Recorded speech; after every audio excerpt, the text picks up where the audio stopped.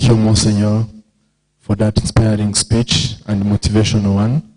It's true that Caritas is a family, and Caritas from different countries must collaborate in solidarity and charity. Join me to welcome the Permanent Secretary from Ministry of Emergency Management for the closing remarks.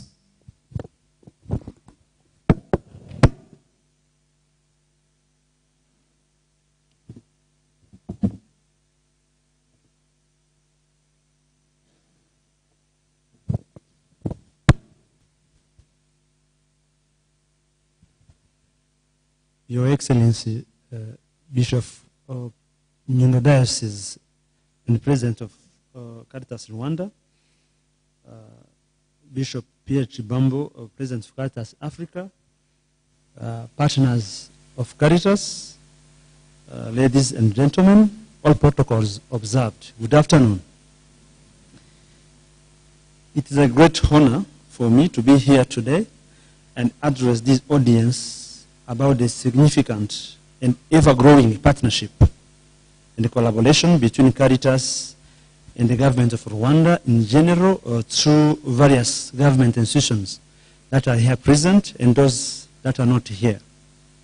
But particularly, I also touch or mention the appreciation of the collaboration between Minema and Cartas Rwanda, a partnership rooted in shared values of compassion, service, and upliftment of those in need. The Catholic Church, through Caritas, has been a pillar of strength and hope for countless individuals in Rwanda. Your tireless dedication to the welfare of vulnerable families and individuals, being citizens or refugees, your continuous assistance to people affected by socio-economic shocks and disasters is nothing short of inspiring. We recognize day-to-day contributions from Caritas at national, diocese, and parish levels, but also the valuable contributions of Christians whenever their neighbors are in need or affected. Participation and contribution of Caritas during the May 2023 disaster incident is a particular example of how contributions of Caritas can not only save lives, but also contribute to provision of comfort, relief, and tangible assistance to those in need.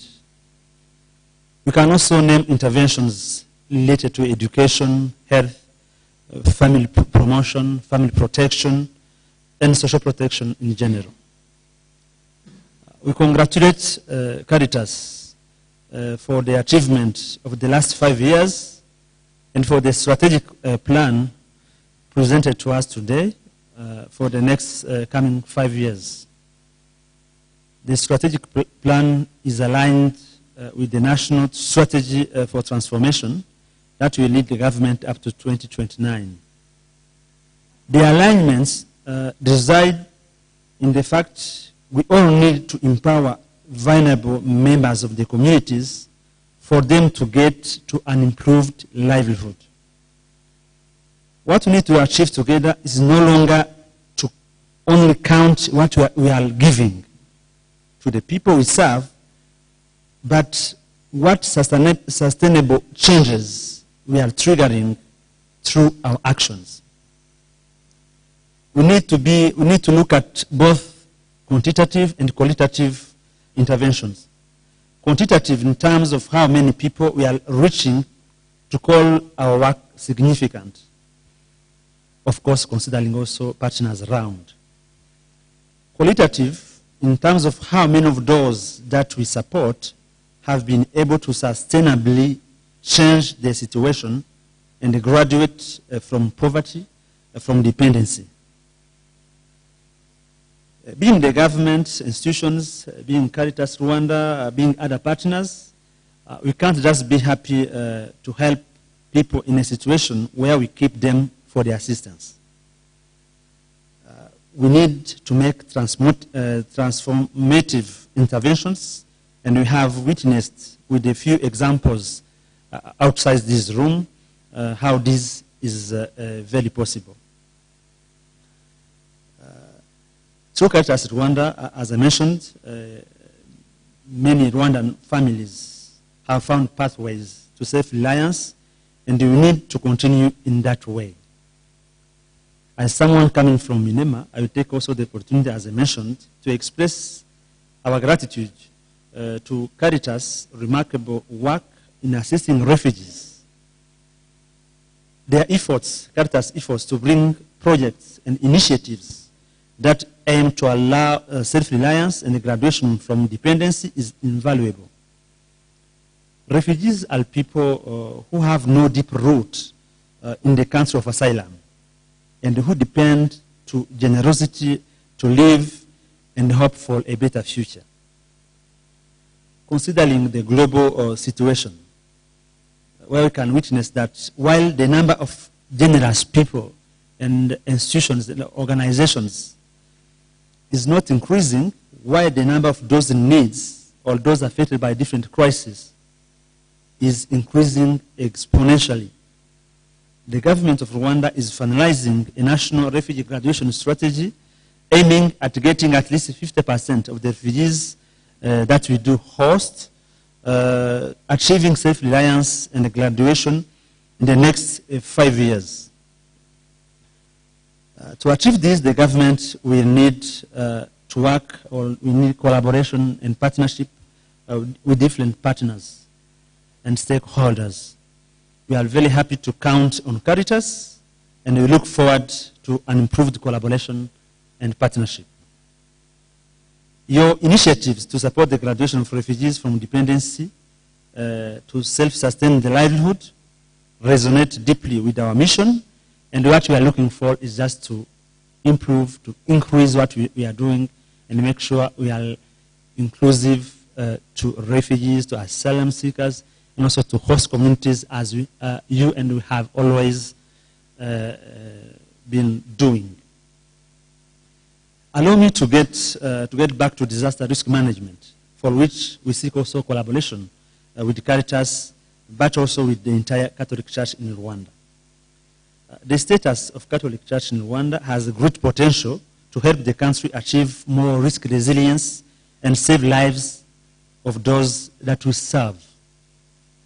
A recent disaster risk governance assessment and survey has shown that our country's disaster risk resilience is at only 46%, which means we are at 56% exposed to a number of disaster risks. The gap is huge, and the gap is at origin of the continuous impact through losses and damages that we continue to experience. We record death and destructions every single day caused by floods, landslide, fires, lightning, building collapse, and so on. Strategies are there, but for them to yield tangible results, we need collaboration and partnership with everyone. We believe that proximity of our parishes can be of a great importance in making citizens aware of the risk and mobilized for risk resilience. We need to partner with every diocese and come up with a collaboration framework that will help us to convey that message, engage citizens, but also implement joint activities for risk resilience. During the assessment, we've been able to visit 486 church facilities, Catholic church facilities.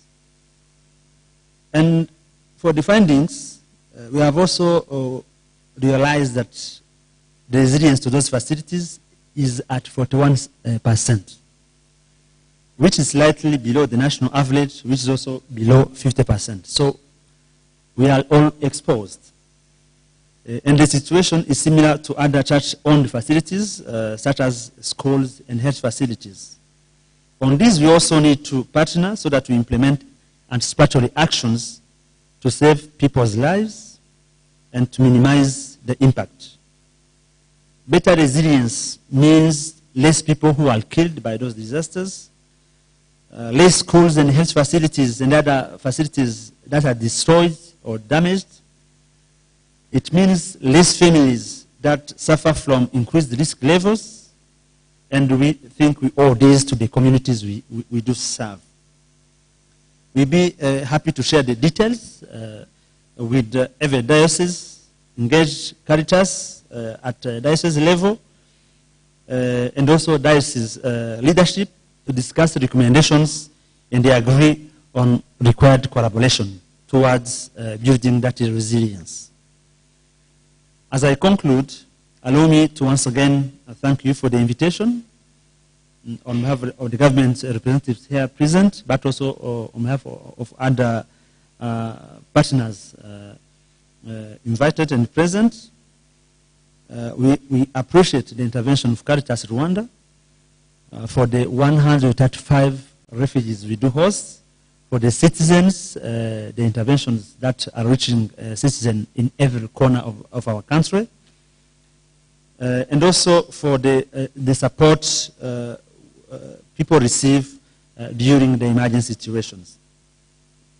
We appreciate what Cartas has been doing, what Cartas is doing, and what Cartas will continue to do for all those in need of love without any discrimination.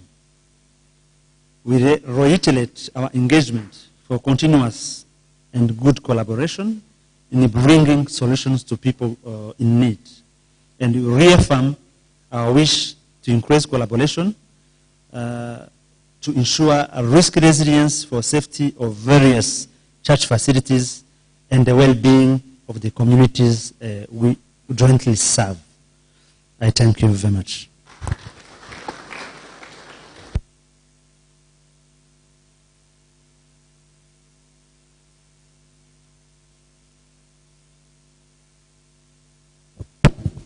Another round of applause for